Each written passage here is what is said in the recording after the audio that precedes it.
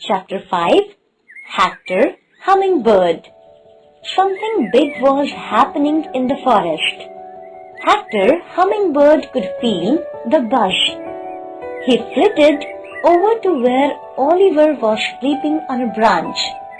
"Who is waking me up?" asked Oliver all grumpily. "Something's happening. I can feel it," said Hector. Yes, and you need me to tell you what it is," growled Oliver, with huge eyes wide. He was the wisest owl in the whole forest.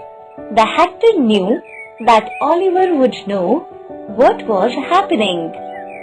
"It's simple," yawned Oliver. "The king is coming out into the forest for a picnic. Now buzz off and let me sleep." He closed his big brown eyes. The king? Hector had never seen the king. He spent the rest of the morning sipping nectar from the forest flowers, and then he heard the sound of voices. He fluttered through the trees until he came across the picnic. Wow! There was the king and the queen and even the little princess.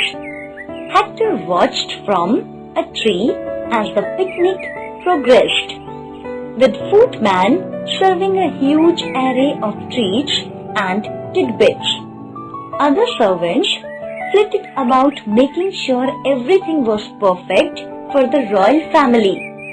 Hector chuckled as the servants were like hummingbirds darting here and there and everywhere. Everybody was having a wonderful time until the queen looked up into the trees and screamed. "My baby!" she cried. "My little girl!" Everybody looked up.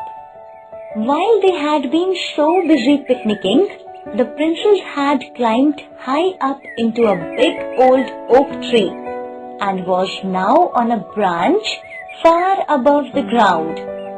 "Save my daughter!" commanded the king, but just as his man ran towards the tree, the princess slipped. Grabbing the branch with her hands, she dangled helplessly up in the air. She wouldn't hold on very long and would surely fall. Suddenly, the crowd gasped. There, way up in the tree, was a hummingbird pulling the princess by her dress back onto the branch. Hector pulled and pulled, and his wings hummed and hummed, but the princess was too heavy. He could feel her sleeping as her grip on the branch failed. Then a voice sounded in his ear. "Who is not strong enough must be smart enough." Hector glanced around, but couldn't see Oliver. He did, however, see a strong vine hanging against the tree's trunk. In the blink of an eye, Hector grabbed the end of the vine, and as the princess fell, he flew around the princess over and over again, finally knotting the vine under itself. Only a hummingbird could have flown so fast. Everybody gasped as the princess plummeted towards the ground, and then she was suddenly pulled up short. The vine held. The princess dangled safely in the air. 3 of the king's men scrambled up the tree and soon had her safely on the ground again. She was unhurt. The forest resounded with the cry, "Hooray for the hummingbird!" Hector moved into the castle at the king's insistence.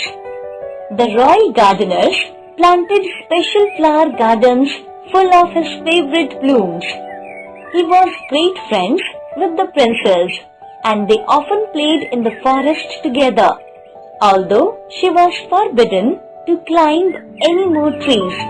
The king gave a huge feast with all kinds of fruit, food, and drinks. All the guests stood and toasted to Hector. who hummed with happiness. Henceforth, proclaimed the king, he shall be known throughout the land as Sir Hector Hummingbird, hero.